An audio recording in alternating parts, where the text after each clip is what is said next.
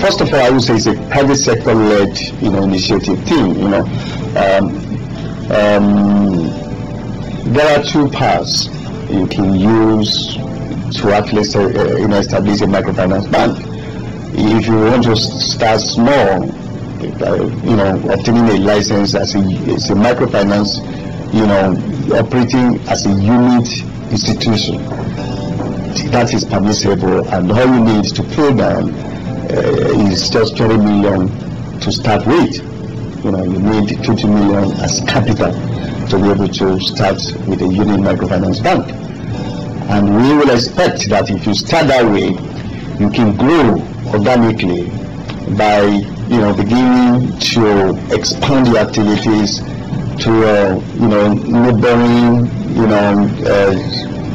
locations where you are, by opening branches or activities to cover at least maybe beginning to cover 2/3 of the states in which you are domiciled. That is actually the concept of organic growth, that you could start small and begin to now reach out, provided at the time when you're growing organically, your shareholders' funds should not be less than 20 million at each of the points that you grow. And if also you want to start big, you may just decide that you don't want to actually start as a unit microfinance bank, you want to start as a state microfinance bank. All you need to put down is 1 billion naira to enable you to start as a state microfinance bank. And what that means is that from day one, you can decide to locate your microfinance bank in any state capital or anywhere in the state, and then begin to open branches, cover the 2,000. And if you need to go to the adjacent state, or you need to go to another state, all that is required is that you get the approval of the CBN to do that in terms of opening branches. And as long as you have free of capital to be able to do that, then you'll be allowed to expand. A cross-section of community banks and NGO MFI operators spoken to says this policy will indeed improve their operational conditions. It's been a very, very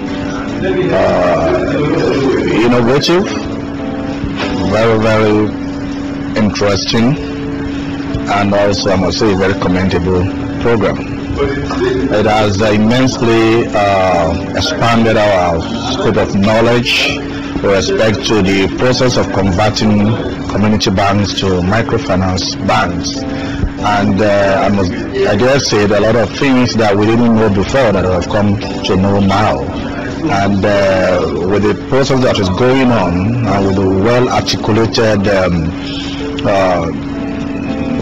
paper that were delivered by resource persons, we am sure that the process of this transformation will go on so smoothly, and that we expect in the next 3 months or so many microfinance banks will span the breadth and width of this country.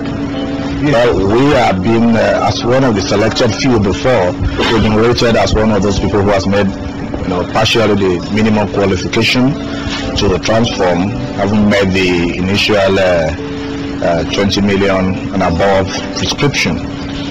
I believe it is going to benefit my organization and my bank in several ways. Firstly, by, for instance, removing the cloud of suspicion and mistrust with which the banking public have been viewing community banks in the past. Now we have been brought under one organization, being controlled by the Central Bank of Nigeria and being regulated. It is going to, we have migrated, as it were now, to that level that the previous bank has migrated in terms of consolidation. This is the consolidation process for the small banks. And I think the day has come that the banking public can now have confidence that, having passed through the Rubicon and test of the Central Bank of Nigeria under Professor Soludo, that we're now moving to a new era where all the rules and regulation, all the due process, all its benchmarks that are required to elevate the banking public into that state where their money is secured, where people who come within almost 60% of the banking public in terms of small, medium and micro business people can benefit without losing sleep, without being afraid that their money will be lost through this this transformation process, consolidation as it were. Economic environment is to run what we call microfinance institution, which is developing the Siswanaje, what we now call African traditional rural responsive banking. Apart from that, and what we are really wondering is to actually bring to back the skill of the youth to manage the money, and to let people know that there's another system of dynasty, which if Nigeria want to get out of poverty, they must be able to access all their economic system provided.